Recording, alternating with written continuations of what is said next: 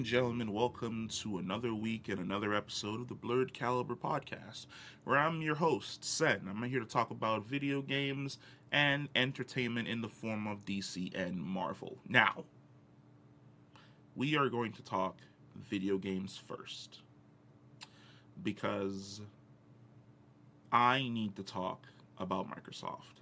So, Microsoft and Sony. Microsoft and Sony are two sides of the same stupid ass coin. And I can't stand either of them. And what I mean by that is 5 years ago, between 5 and 10 years ago, there was a decision made by both Sony and Microsoft that they were going to gobble up as many studios as possible. And you saw a lot of these indie studios be swallowed up by corporate Sony and put to work to make indie games for PlayStation Plus. Microsoft followed suit. Microsoft went out and purchased a ton of indie developers and put them to work making games that were first party for the Xbox. Where Sony saw a level of success, which we are currently seeing now in the form of Helldivers, which is another conversation we're going to have directly after this. What we saw from Microsoft is loss.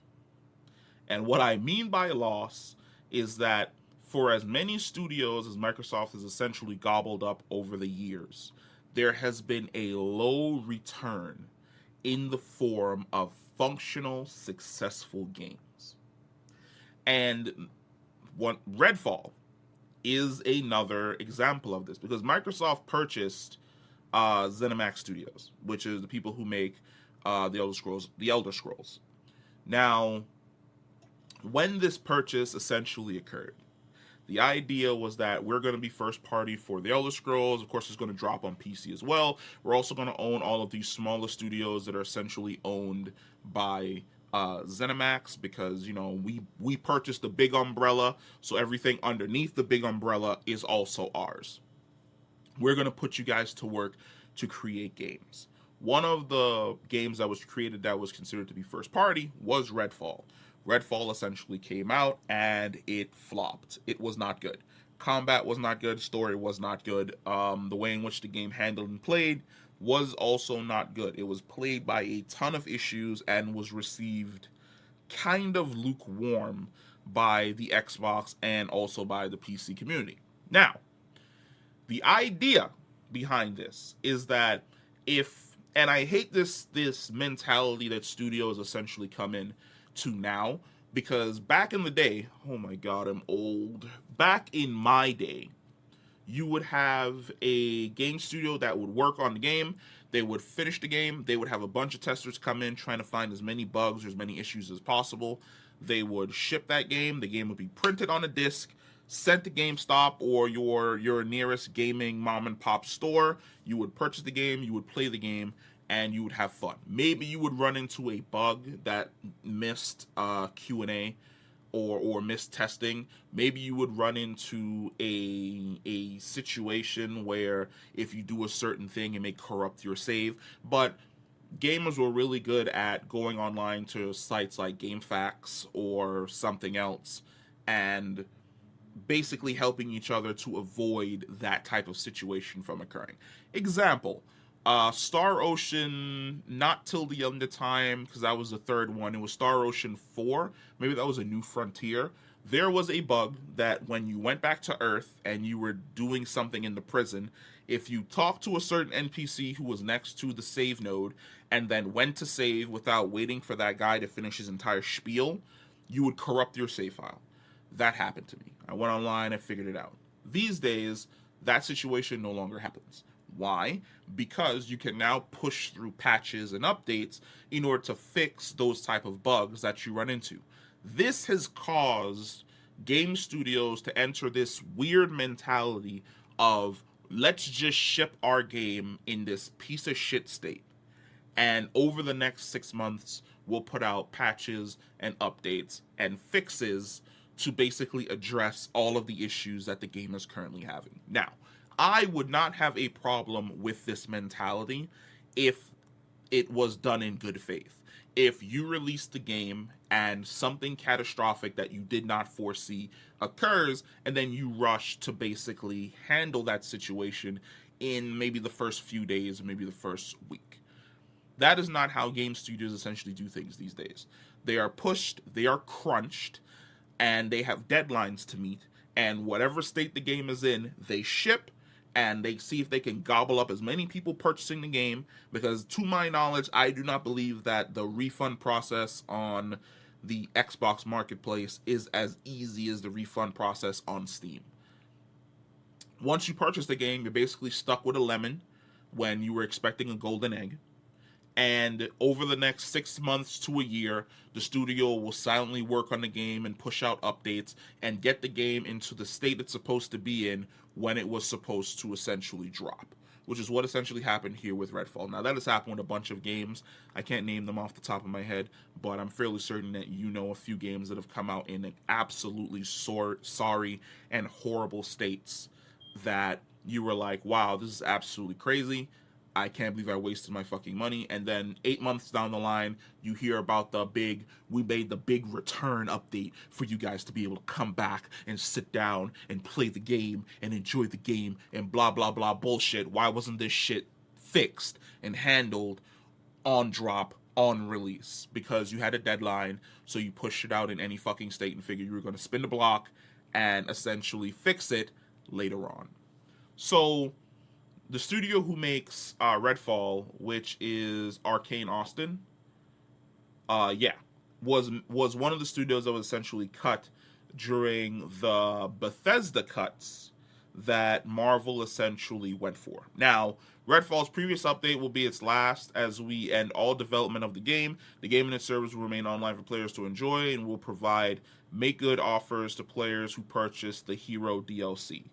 The mention of the make good relates to a now canceled DLC some players had brought up front when Redfall went on sale last year. Redfall's 1 year anniversary came and went on May 2nd, 2024, with no word from publisher Bethesda.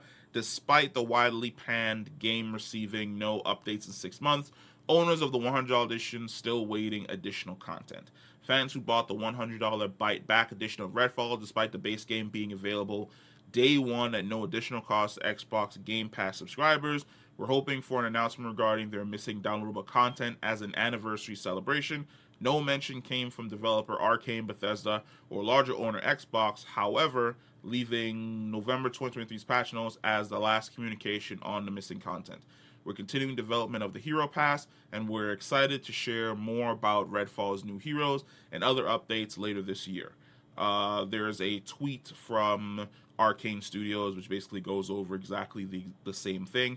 However, the more interesting thing is that there was an industry insider who, it's not in this article, but it was the industry insider talking about the fact that Arcane was essentially working on this big update for Redfall that was going to fix a lot of the issues, introduce new systems, bring about the missing content, everything that the people who actually enjoyed the game, because even bad games have fans, were essentially looking for, and Microsoft basically came in and pulled the plug. Now, I feel as though this is once again a underlying sickness that is indicative to today's gaming that I've mentioned about before, which is the idea that you can release a game, you can have all these promises in the game, because a few years ago, I would say about 15 years ago, the worst thing a game studio could do to you is bait and switch you with a trailer. Like, you remember when the Watch Dogs trailer came out and it was all high definition rain that's landing on the leather coat as he's walking through the city in New York, and he enters into the club and everybody's dancing and the people are reacting to him as he walks through, and he's adjusting his body to make sure he doesn't touch anyone, and you can see all this information going on screen, and it looks so dynamic and so fantastic. Yeah, and then when the game came out, none of that shit was in there. The worst thing we had to deal with 15 years ago was that, which were trailers that were basically these supercharged slices of the game that wasn't indicative of the overall gameplay experience that people were going to end up having when they purchased the game. That is no longer the case. We currently live in a situation where a company like Microsoft can have Arcane Austin make all of these promises. DLC, new characters, battle pass, skins, new weapons, new enemy types, new locations to visit, and updated battling system, new items, yada yada yada, blah blah blah, all this bullshit. And instead of either having that in the game at launch or releasing it to see exactly, whether or not it's enough to bring people back to play the game, they're just like, nah, pull the plug. You're not making us money. We thought you were going to be Fortnite. You're not Fortnite. Go ahead, pull the plug. Get us out of here. Go ahead and save my money. What about your staff? I don't give a shit about your staff. They're all fired. Tell them that they can go get new jobs. Or if anything, I'm working on a new Halo game. Fire half your staff and send the other half of your staff over to 343 Industries to start working on this new Halo game. Because we're only interested in, big projects that are going to make us a lot of fucking money. It's scummy. It's a very, very scummy and unfortunate type of culture that currently exists in gaming, which is these major companies gobble up these smaller developers. They put these developers to work in hopes that they're going to release some type of killer app, some type of game that's going to be as popular and as big as Fortnite, that's going to have Travis Scott dropping in from the skies as a fucking bronze god. And when they're unable to do that, and then those studios are like, hey, all we need is 6 months in order to, turn this ship around. They're like, nah, you guys are fired. Get out of here. Like, you didn't strike gold. You didn't strike gold when we needed you to strike gold. So I no longer need you anymore. I no longer need you anymore at all. But there's also an argument to be made, or a line to be pissed off about, in regards to how digital content is essentially handled. Because you had people who purchase a $100 pass of this game. And when the $100 pass of this game says that, hey, we're going to have, new characters, new weapons, new locations, a battle pass, these type of systems we're going to put in place for you, blah, blah, blah, and then you don't deliver that, then it's a scam. There's a legal term to it, where essentially you made promises, I purchased your product off of those promises, and now that it is time for me to essentially make my for you to deliver to me what you promised, you're like, yeah, I couldn't deliver that. Best I can do is 40%. That opens you up to lawsuits. That makes you liable to lawsuits, because that's a social contract, not even a social contract. That's a contract that you entered into with a person. I give you the funds, you give me a product, but instead of giving me the 100% product, you gave me 40%. But then you can tie me down in EULA agreements and all that type of crap about the fact that, the content was in development and we have the rights to basically shut down our servers and deny you access to a game that you purchased, or change our decision on making the content because it's our intellectual property and blah, blah, blah.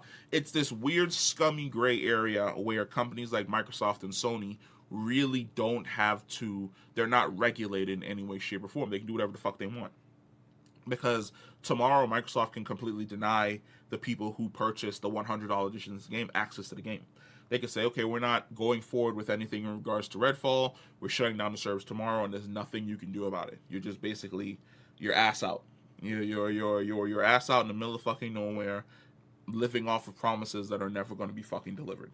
But moving on from Redfall and Microsoft, we're actually going to be talking about Helldivers, which I had the Helldivers thing up, but I dropped it because I'm an idiot who is completely unprepared in every way, shape, or form. So there was a big blow up last week in regards to Helldivers. I say blow up, but it's the equivalent of Sony basically shooting themselves in the foot and not understanding just how insane the gamers actually are. Where we are an insane bunch. If you think we won't build you up and then 3 seconds later burn this motherfucker down, you do not understand gaming culture in any way, shape, or form. We've been killing each other for fun For me personally, I've been killing other people in video games for fun for the last 25 years. I have been building castles and skyscrapers and monoliths to my excellence in Minecraft for the last 20 years. I have slain gods and wiped out terminate hordes. If you think for a second that gamers can't go from fun and dumb to the most angry, motivated group of hateful gremlins you've ever seen in a matter of 5 fucking minutes, Sony essentially found out and fucked around. They fucked around and found out last week in regards to Helldivers. So this entire chaos, this entire situation occurred because Sony decided that, hey, when the game initially launched, Helldivers 2, you guys were supposed to make PlayStation Network accounts. Now, sidebar, why was the PlayStation Network account thing such a big fucking deal? It's because it's a marketing thing. The idea is to get you using PlayStation Network. By using the PlayStation Network, it will prompt you or suggest you or pique your interest into trying out or using other Sony products that are available within the PSN account linking blah blah blah bullshit. Now, of course, unlike Ubisoft or EA, Sony does not have a third-party app that you need to install, but it will pull you out of Helldivers and force you to basically link your Steam account to a PlayStation Network account in order to continue playing the game. Problem: there are a lot of countries, and since Sony pulled the game from 177 markets, I would say that there are 177 markets that PlayStation Network is just not available. It is not a thing in their area of the world. Steam is, because Steam is global. PlayStation Network is not. As a direct result, Sony said, fuck you guys, and we are going to enforce this thing. We're going to take that thing away. This game that you've been playing for the last few months, you no longer have access to it. You can no longer log in. You can no longer play your characters. You can no longer dive with your friends. Unless you make a PlayStation Network account, which is region locked. So if your region doesn't allow us to give PlayStation Network accounts, you're just out of fucking luck. And you guys can have a nice day. Continue diving and spending money within our game. And PlayStation fans, well, PC fans, I should say, completely lost their fucking minds, which is understandable because this game was a movement. It was a global movement. You had millions upon millions upon millions of individuals playing this game consistently every single day from every single neck of the woods. And a friend of mine had it right when he said that this game is a dad game, which is a game that you can come home after a long day, sit down, run 3, 4, 5, 6 missions, log off, continue with your fucking life. People lost their ever-loving fucking minds within reason. You had Arrowhead that was like, look, our hands are tied. You had the community managers, half of them towing the line, the other half going in open fucking revolt and telling people that they should go refund the game and downvote the game and cause as much havoc and chaos. And I love those dudes. One of them lost their jobs because he basically suggested that the community was the ones that go review bomb the game, review bomb all the Sony games, set this shit on fire, burn this shit down, and Arrowhead had to let him go. I'm fairly certain Sony was the one that made that call. After Sony saw that guy's tweets and they saw his messages on Discord, Sony was like, yeah, no, that guy, he has to go. Like, there's no middle ground for this. The amount of chaos and money that he caused us to lose, that guy's got to get the hell up out of here. But the fans won. The campaign succeeded. The Sony menace lost to the might of managed democracy. And we think that there's going to be a turnaround. Problem is, I don't think there's actually is going to be a turnaround. The reason why I say that is because the 177 regions that Sony pulled the game from, that game is still not brought back to those 177 regions. Are we going to have to do the PlayStation Network thing in the future, just in a different way? Who knows? Sony says that they're looking at different avenues and different ways in which they can spin this block and return to this in some way, shape, or form. Like I said, the gaming sphere and what you can do in the gaming sphere is a wild, unregulated West where it's just absolute chaos being caused by both Microsoft and by Sony in every which way, shape, and form based on absolute fucking stupidity. Will we one day arrive at the promised land where it's all milk and honey and hugs and kisses and these studios are for the fans and not for our bank accounts? Hell fucking no. They're always going to be for our bank accounts. We're not people, we're wallets. That is how they see us. We are a checking account, we are a credit card. We are walking little piggy banks that ensure that their CEOs are able to purchase the new and latest Bugatti and fly in the new and latest and best and most comfortable jet. So we won one, kind of, sort of. We don't know whether or not Sony, like I said, is going to end up spinning the block in regards to Helldivers 2. It's basically a sit and wait type of scenario. Is that the end of our gaming news? It actually is not. I actually have one more gaming story to talk about. So, Fallout has been doing big numbers recently. A lot of that is due to the fact that the Fallout TV show has been so successful in not only being enjoyable for fans of the Fallout video games, but also enjoyable for people who have no idea what Fallout is, but found the world compelling and the characters to be absolutely fucking fantastic.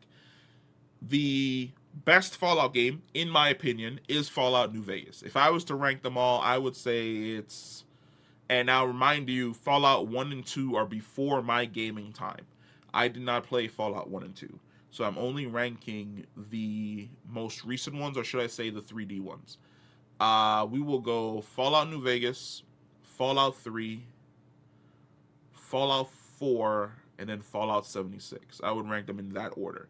And none of them are actually really that bad. Fallout 4 just came out with a update which updated both the graphics and a few quests and added a few bells and whistles, changes here or there to make quality of life a whole lot better. And it has been way more fun for me than the first time I played through the game. But Obsidian Entertainment, not Bethesda, is the one that essentially worked on the first Fallout... Correction. Let's unflub our words here. Most of the Fallout games, all of them, are done by Bethesda. The one that I say is the best one is Fallout New Vegas, which was done by a company known by the name of Obsidian Entertainment, in collaboration with Bethesda. Now, moving forward, Obsidian is working on a new cross-platform RPG. We don't exactly have a whole lot of information on it. The last two games that Obsidian essentially worked on were both Avowed and The Outer Worlds, and we know that they are definitely working on sequels to both of those games. I liked Outer Worlds, but Outer Worlds wasn't good enough to make me stay and want to explore everything that was essentially going on in this universe. Now, in regards, Obsidian Entertainment is looking for a talented, self-motivated... This is basically a job that they're looking for in regards to the cross-platform RPG that they're working on. What will this RPG be about? We do not know. Will it have Obsidian's weird, quirky humor? I fucking hope so. Like I said, this wasn't like a really, really big story, but it's something that I was really interested in because I feel as though Obsidian is one of those other companies that has the potential to release something that is really, really good and really, really fucking big and have it just absolutely come out of nowhere, especially off of the back of the amount of fun people are essentially having with the Fallout universe again. And we know, of course, that Bethesda is off on the side working on Fallout 5 and a bunch of other, like, Fallout spin-offs, but keep an eye on Obsidian. Obsidian might have a way of coming out of the woodworks and dropping the most unexpected banger RPG we've ever seen since probably, like, Destiny. But that closes the door on our video game content. we are going to be moving into our entertainment content. And our very first story of the day is actually about Blade Runner. So, if you know me, I am a huge Blade Runner fan. When I was a kid and I saw the very first Blade Runner film, I went, "What the fuck is this?" It was like 1 a.m. I don't even remember what channel it was on. I was like, "This is the most compelling, dopest movie I have ever seen. Why is nobody talking about this?" This is around the same time that I also discovered like Alien, and Aliens, and then discovered that, oh, I really really like this idea of like cyberpunk, futuristic, but like not that futuristic, that weird offshoot of technology that's from like the 1970s, like retro futurism. But funny enough, we have, what is her name again? Good God, Michelle Yeoh. I saw a comment at the bottom of this article of someone saying that Michelle Yeoh plays the same character in every single film, and I was like, how? Like, if you were to see Crouching Tiger, Hidden Dragon, and then say that that character she plays in that is the same as the character in Memoirs of a Geisha, who's the same character as the I forgot that film with Vin Diesel, who's the same character as all the characters that she played in Everything Everywhere All at Once. Fucking mind blown. I couldn't believe somebody made that stupid ass comment. But she's going to be playing a character in a Blade Runner 2099 series. So this is set 50 years after the events of Blade Runner 2049. And I'm wondering whether or not we're going to be getting a few of the characters from 2049 popping up in this universe as well, in this film as well, because she's supposed to be playing a replicant near the end of her life. Now, for those of you who do not know what replicants are, think of them as the perfect middle ground of human clones and androids. Individuals that are essentially well, technically in the universe, they're not even allowed to think of themselves as individuals, but individuals that are created to essentially carry out a specific task. Maybe you're a medic, maybe you're a chef, maybe you're a waitress. Technically in this universe, maybe you're a prostitute. All of these different jobs that you can't fill with a human, a live human, you could go to the corporation, which I don't remember the name. I know the name changed in 2049, but you can go to that corporation, you can purchase a replicant to basically fill the need of your job. You can even purchase a replicant to fill the need of your household. If you want somebody to come home to, if you want somebody to basically take care of your kids, something along those lines. I'm interested in this because not only do I think that Denis Villeneuve, who did Dune 2, not only do I think that the way in which he shot 2049 was absolutely fantastic and beautiful and haunting and stunning and great in all these different ways, if they can maintain, because I do not believe that he's doing this 2099 film. We can check.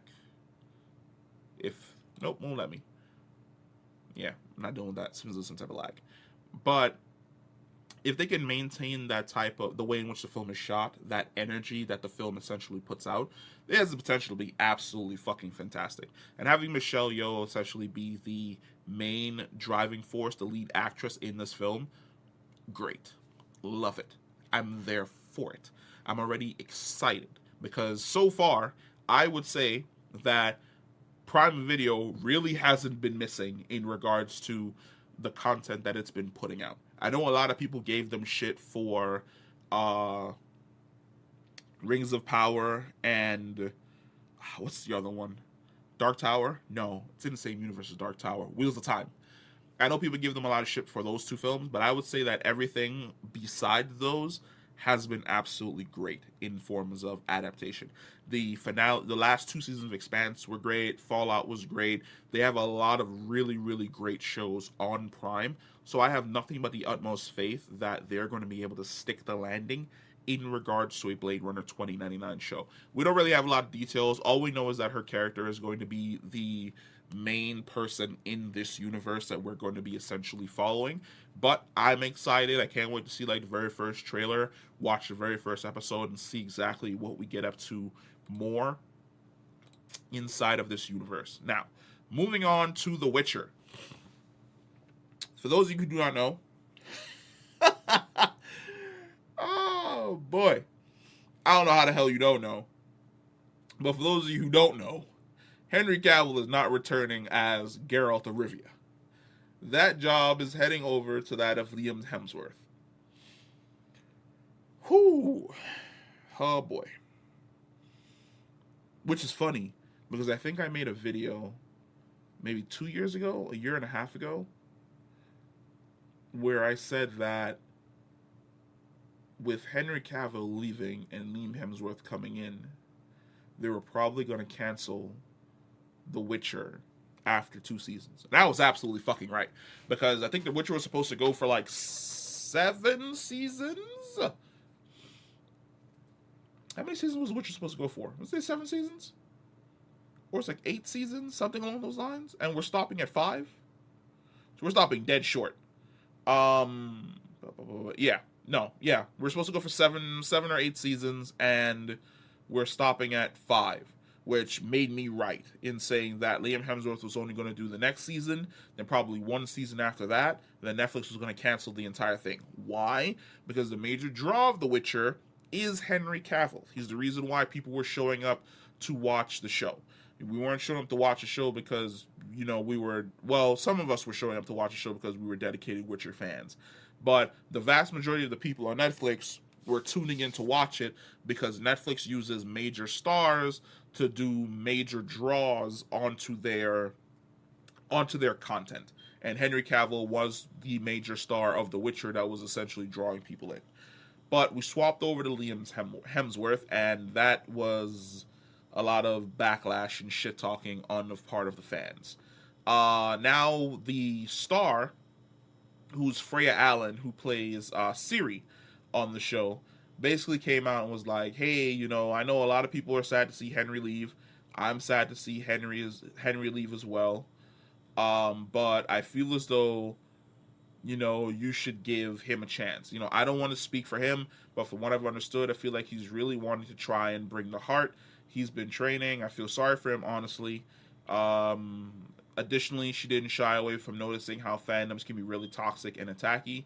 She added, number one, that fan base can be very attacky. It's not an ideal situation to be in, taking up someone else's role, but I'm really excited to see what he does, and he's such a lovely guy. I just hope that people give him the time of day, It's reasonable for some disappointment to arise from The Witcher's casting changes. Cavill played the role of Geralt with other precision and delivered some of the show's finest moments. He played the character with ferocity and showed his brute strength while performing the fighting scenes. On the other hand, Cavill was a huge fan of the Witcher franchise before ever joining the Netflix series and didn't back away from doing his own stunts. Although many people have said a lot of negative things about Hemsworth being the next Geralt, fans should definitely give him a chance to prove his worth. It's no secret that Cavill left the show to be part of a bigger universe. So hold up. No, back up. No. Cavill did not leave the show to be part of a bigger universe. At all. Henry Cavill left the show because he was sick and tired of the creators and the showrunners' stupidity and bullshit. They were literally butting heads. They were literally in arguments about how Geralt was basically being portrayed in the show, which is the showrunner wanted Geralt to be this dumb one-liner hot brute, whereas Henry Cavill wanted him to be like this super refined, grizzled warrior that didn't really say much, but when he did say something, it was super impactful, the way in which he was in the books. They butted heads. There were a lot of changes being made from the source material that Henry Cavill did not like. And the showrunners they aren't on camera, but they are quoted in the fact that they both laughed at the original book's story and also joked about how they were smarter than the author who essentially wrote the books. That can be off-putting for somebody who's a super fan. I want you to stop and think about anything that you're a major fan of, that you absolutely fucking love, that is about to become adapted, and you're a part of it. You're working for the people that's bringing this thing that you enjoy to life. and you hear them shit talking it every single day. You see them rewriting and changing scenes every single day. At some point in time, you're going to become fucking sick of it. You're just going to wash your hands of the entire situation. That is what Henry Cavill did.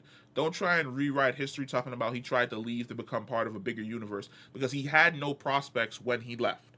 When he left, there was no DC universe bringing him back as Superman. That happened after he left, where he had talks with The Rock.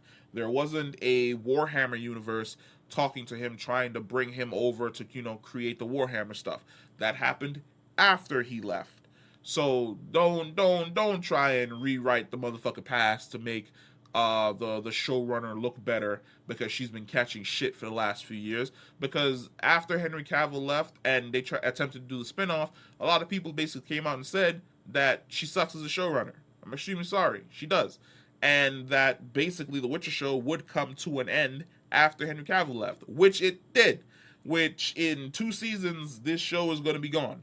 We're going to get 1 season with Liam Hemsworth, and knowing Netflix will do something petty as fuck and be like, we're going to do the first 3 episodes of this as season 4 part 1, then we're going to do the second part as season 4 part 2, and then that's it for Liam Hemsworth. Nothing else. So don't do that. Don't take a passing shot at Henry Cavill as though, he left the show because he wanted to, on these negative terms, because he wanted to become a bigger star. He was already a big star. He was doing the show because he was a major fan of the show. Don't disrespect that man that way by trying to rewrite history. Don't do it. I understand where she's coming from, where it's like, hey, I've been watching a lot of people attack him and try to rip him down and bring him down, but he's really trying to bring his A game to deliver like a really, really good Geralt of Rivia. I'm okay with that. That's fine. That's cool. That's the type of direction that I would hope that he would take in regards to the character and attempting to bring the character to life.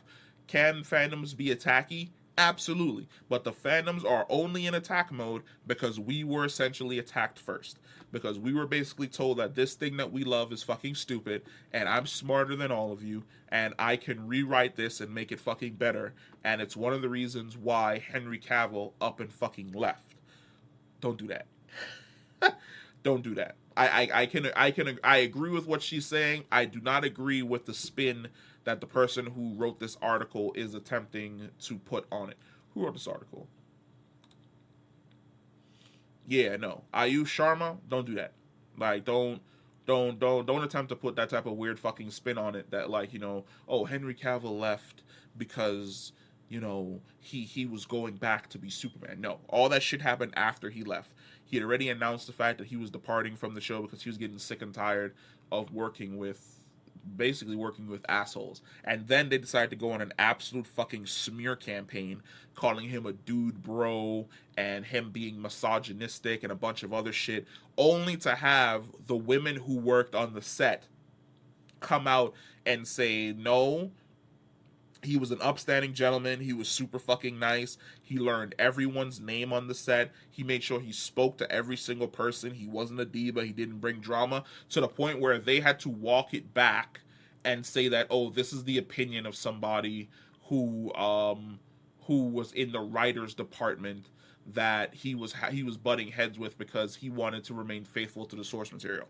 And then that's what made those people look bad, which is revealing the fact that you tried to change the source material. Henry Cavill essentially said no, and you were like, well, I know better than you because I'm the showrunner and you're the actor and you're going to read the lines, blah, blah, blah. Yeah, no, we're not rewriting history here. Stop that. Absolutely fucking stop it. That's bullshit.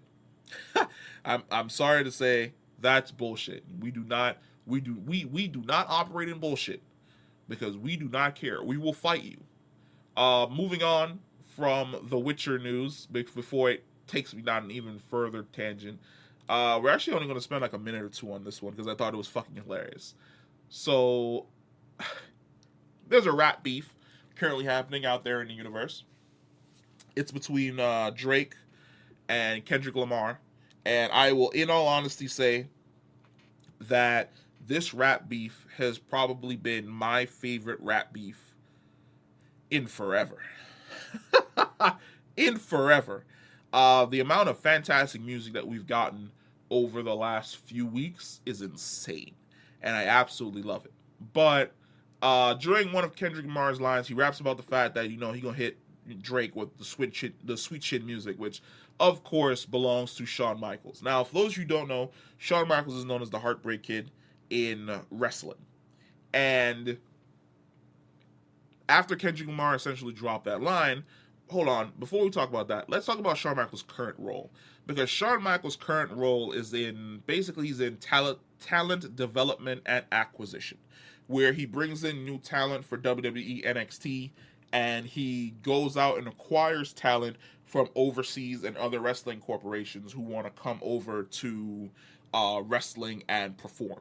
Does he at once in a while get into the ring? Sure, but he's no longer as active in the ring as he used to. You see, like a lot of these guys, like Shawn Michaels and Triple H, they are fucking old. They cannot wrestle anymore. Triple H has a fucking pacemaker. Shawn Michaels literally has back and knee problems.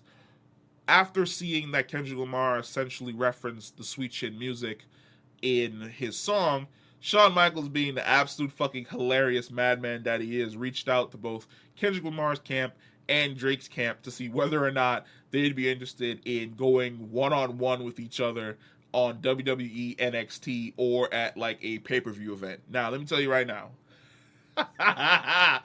as the absolute chaotic madman that I am, would I love to see Drake and Kendrick Lamar fight in a WWE wrestling ring? Absolutely. However, it has to be under bloodline rules.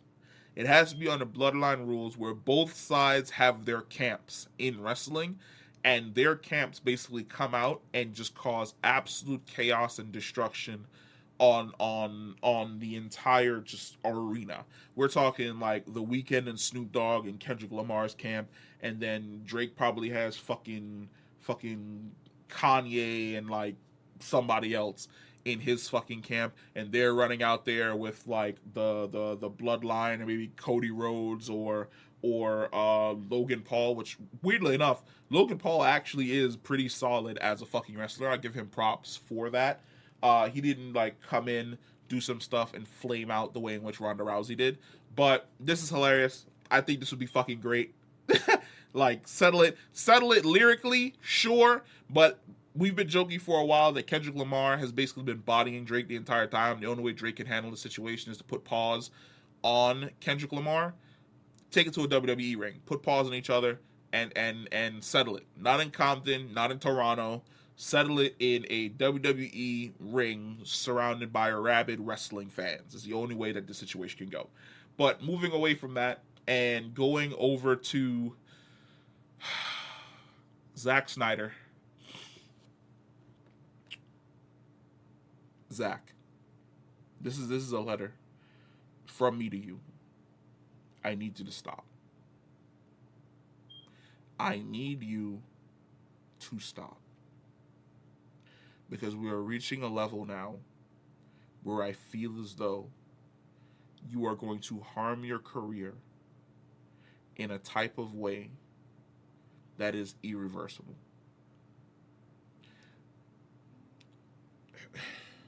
And I spoke about this in the gaming part, about how gaming has essentially changed. But I believe I'm reaching a point now where I'm sick and tired of director's cuts. And I'm sick and tired of director's cuts because of Zack Snyder. Before, I was okay with them. Like, you bought the director's cut of Alien, and you saw the differences between the theatrical cut and the director's cut, where the director's cut covers the fact that the alien was cocooning members of the crew, and it was low-key starting to lay eggs and things along those lines. Cool. You see the director's cut of Aliens, and you see like a more detailed conversation between, let's say, Ripley and a bunch of other characters she encounters on Hadley's Hope. More stuff about the collapse of Hadley's Hope and things along those lines. Cool. But Zack Snyder, and I would say that around the time of Batman versus Superman, where he was like, yeah, I had to cut a lot of stuff from Batman v Superman because, the studio wanted me to keep it under 12 hours. And you're like, okay, so, so what you got, like an extra, like, 15, 20 minutes? He's like, no, I got like an extra 45 minutes. Why? A whole other story arc happening inside of Batman v Superman. Some would say that the scenes that were cut out were actually scenes that were important to the story being told in the main film. Which I would have sat down in the studio and I'm like, no, I need all of my film out there so that people can get one cohesive story for 2 hours and 30 minutes. I would shave down maybe some innocuous scenes that don't really fucking matter, but for the most part, you're getting the core story that I'm attempting to tell. You understand the motivations and the reasons behind the characters that you're essentially seeing in my film. Cool. Then we arrive at the debacle that was Joss Whedon's Justice League and Zack Snyders' Justice League, which were two completely different fucking films, where you had completely different character motivations and main enemies. And then you go off to Zack Snyder's cut and you're like, what the hell? Darkseid? Apocalypse? Mother boxes? Steppenwolf looks like a badass? Superman suits all black? What's going on here? Why is this way? Cool. But here we are again with Rebel Moon, which before I was like, okay, Rebel Moon's coming out. The first one was okay. The second one was god awful. But then Zack Snyder spins the block and he's like, no. You see, in order to understand my true vision, you have to see Rebel Moon, the director's cut, that completely explains the story between the first part and the second part. Why? This film originally was supposed to be one film. And then it went from one film to two films. And there were rumors that Netflix didn't like that at all. They didn't like the fact that the film went from like one singular 2 hour, maybe 30-minute film to suddenly two 2 hour, 30-minute films. But why? Why is there a director's cut? Like, I feel as though if you went to Netflix, you said, hey, Netflix, I made a 3-hour film. There's a lot of shit in it. Netflix would have just been like, can we turn this into a show?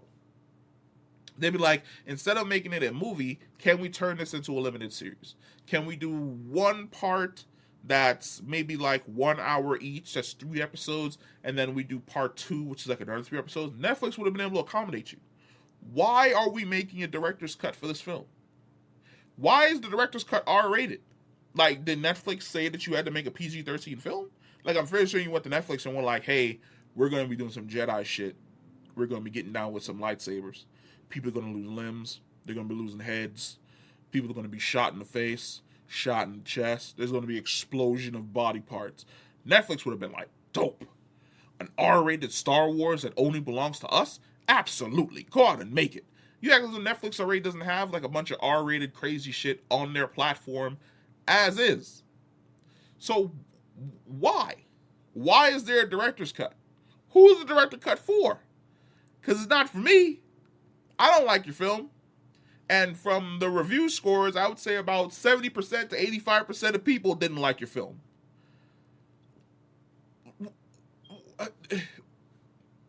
Why?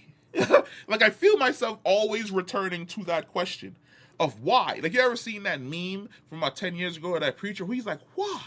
Why? What? Why? Why? Why? Why? Why? Zach, why? Why do we have a director's cut for part 1 and part 2 of Rebel Moon?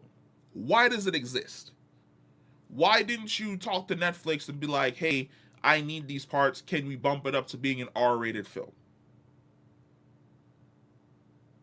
Will the R-rated film actually make it better? No, because it's still going to be telling the same shitty story that has tonal issues and location issues. So R-rated is not going to make it better. It'll make the action better, but it's not going to make the story you're attempting to tell better. And the story, for the most part, is what's trying to keep people in their seats to watch the film from beginning all the way to end. Look, dog. Look, I'm gonna need you to figure it out. I'm gonna need you to sit down and talk to yourself and figure out what it is that you want going forward. Because I don't understand why I don't understand why there's a director's cut for this film. Because I feel as though if you had went to Netflix and went, hey, can I just do an R-rated Star Wars? Netflix would have been like, fuck yeah, make an R-rated Star Wars, and you would have had your film.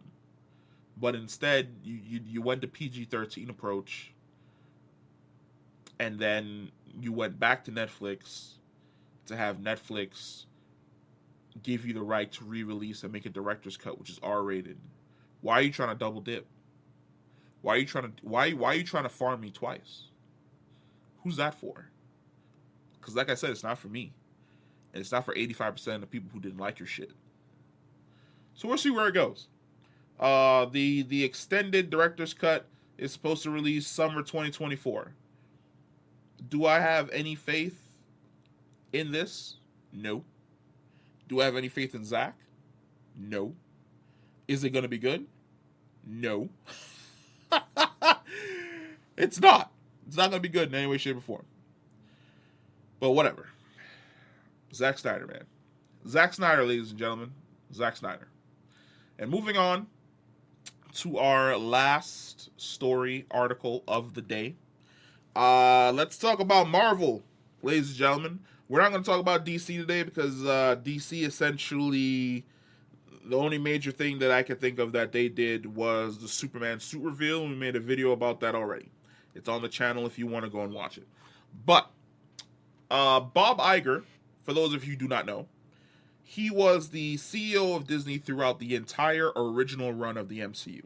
When Tony killed Thanos and sent that man to the Shadow Realm in Endgame, Bob Iger looked out upon the grateful universe that he had created for Marvel.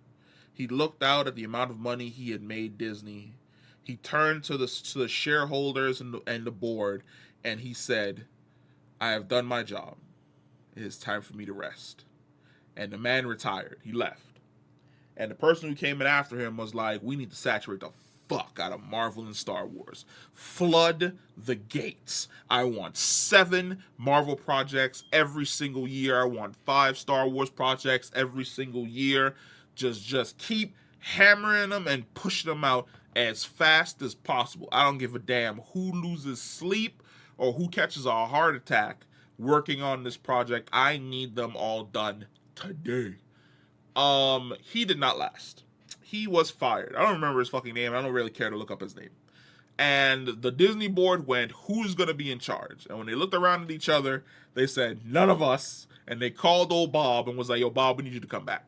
So Bob Iger ended up coming back. And he's had controversial takes before where he said that, you know, he was disappointed in the fact that Star Wars wasn't performing at the level that he felt as though it should, and he blamed that on low quality in regards to the films.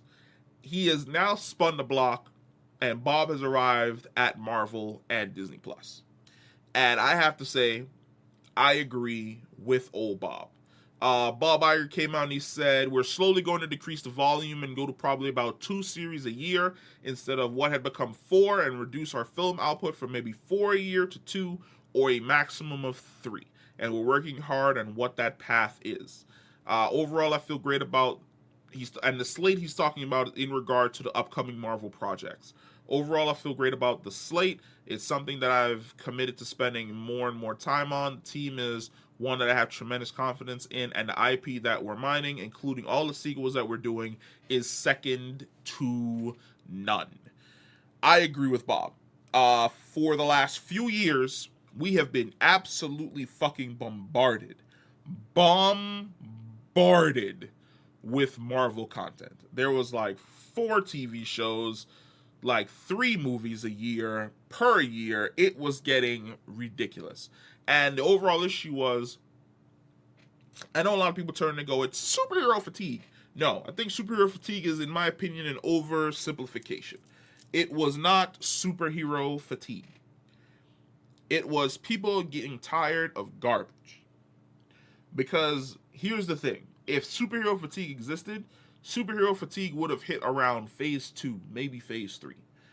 But asses moved to seats. Iron Man piqued everybody's interest. Hulk, Captain America the First Avenger, Thor piqued our interest. Moving forward, we had Iron Man 2, Avengers, Captain America the Winter Soldier, Black Panther. We had all of these properties that were Guardians of the Galaxy. All of these properties that were essentially coming out that were banger after banger after banger after banger after banger. Just absolutely fucking great in every way, shape, and form. And you had these team ups that we had the major team ups in the form of the Avengers films, but then we had these smaller team ups, crossovers that would occur during the Captain America films. Fantastic. There wasn't any type of fatigue in any way, shape, or form, because each and every one of the films that was coming out was top tier. The music was top tier. The acting was top tier. The story was interwoven. It was absolutely fucking fantastic. But once we moved past Endgame, there was an issue. The story was no longer interwoven. It felt as though you were telling these singular stories that were separated from the rest of the world, with maybe some crossovers that would happen in post-credit scenes. And there wasn't an overarching villain or an overarching story throughout all of these projects you were releasing that was moving us down a certain path and towards a certain fucking direction. It just kind of felt as though we were just out there floating around in space, in a nebula, not knowing what direction we're going to go in. There's no up, there's no down, there's no left, there's no right, there's no major threat. All of these new heroes we're introducing are, in a sense, moving towards. And it was the same thing on the TV show side, where you had shows like Secret Invasion that didn't really feel secret and sure shit didn't feel like an invasion at all. That was a shitty adaptation of the source material. It was really, really, really fucking bad. And it just kept on going. We just kept on being hammered by subpar quality. And then every once in a while, you'd have something that was top tier quality that would come out. Shang-Chi, Spider-Man No Way Home, Loki Season 2. What's the fourth one? I'm thinking of the fourth one. I see it. Guardians of the Galaxy 3. Guardians of the Galaxy 3 is absolutely fantastic. And it's the capstone on the end of a fantastic story in regards to characters that we've loved and been on this musical journey with since the absolute beginning. But none of these stories were interwoven. None of them are building towards something. The only one who built towards something was Loki. And we thought we were going to get a continuation of that building, but we chose the weirdest character to continue that story in the form of Ant-Man Quantumania. And then we continued that story in Loki Season 2. But of course, we had like the outside stuff that happened with Jonathan Majors that caught everybody off guard. Is he innocent? Is he guilty? My camp, I believe the man was innocent. He was just trying to get away from the situation. But after a couple of interviews, I'm like, yeah, you're innocent, but it seems as though you're a deluded fucking shithead. The character had to go. So not only did we have no direction, but the vague direction it seemed we were moving in was no longer on the table because of bad decisions made by the actor in his personal life and his personal capacity. So once again, we were adrift. So it wasn't superhero fatigue. It was just being tired of not knowing what direction we're moving in. Not being tired of not knowing what direction we're going in. And that led to burnout, where people were just like, yeah, why am I watching these shows if I don't know what we're going towards? If what we're going towards no longer makes sense. So I can understand where Bob Iger is coming from. He's trying to bring it back to basically what worked for them when they were working from Iron Man all the way up to Avengers Endgame, which was 2 or 3 films a year. Maybe one drops in February. There's one that drops during the summer. Then there's one that drops maybe in November. Wide enough and far enough apart that they don't gobble each other up and cannibalize each other. But by reducing the amount of films you're working on, you're able to put more writers working on the films to basically make them better. give the actors more time to flesh out the films and also flesh out the way in which they're going to be interpreting and bringing their characters to screen, giving more time to the people that are going to be working on the CGI for the movies and making the CGI better and more enjoyable and not have it go wonky and weird, like the weirdest and dumbest fucking parts. Look, Bob, I have faith in you, man. You took us on this journey for 15 years. You were able to sail the ship. You didn't crash us once. Everything went to shit after you left, and you're just trying to get everything back on board and get us back in the direction that is workable for us. Now, next year in 2025, we're gonna have Captain America: Brave New World, Thunderbolts, Fantastic Four, and Blade. I do not believe we're getting Fantastic Four next year. I think Fantastic Four might just get pushed to 2026. I think next year might be Captain America, Thunderbolts, and Blade. Because I know Captain America is currently filming, I know Thunderbolts is currently filming, and I know Blade is currently filming, but I have not heard a damn thing about Fantastic Four. And nobody that I know who's in the know has said anything to me about Fantastic Four. So, for the most part, Fantastic Four has a gigantic question mark next to it. Now, of course, you've got a bunch of TV characters. And when I say a bunch of TV characters, I'm really only talking about one. I'm talking about Miss Marvel. I believe that Miss Marvel Kamala Khan needs her own movie. The Marvels was to put it bluntly, the Marvels was. It came out, it existed. The best part of that film was Miss Marvel. And I think, what's her name? Imani Veli. I think she's absolutely fantastic as Miss Marvel. She's the perfect live screen Kamala Khan. Either make her a leader of something, maybe the new Avengers. Maybe she should be the one going around recruiting people to like this. No way, I think she is the one going around recruiting people to like this new organization, because if I remember correctly, she went and recruited Kate Bishop from Hawkeye. So no, they're doing the right thing in regards to her character there.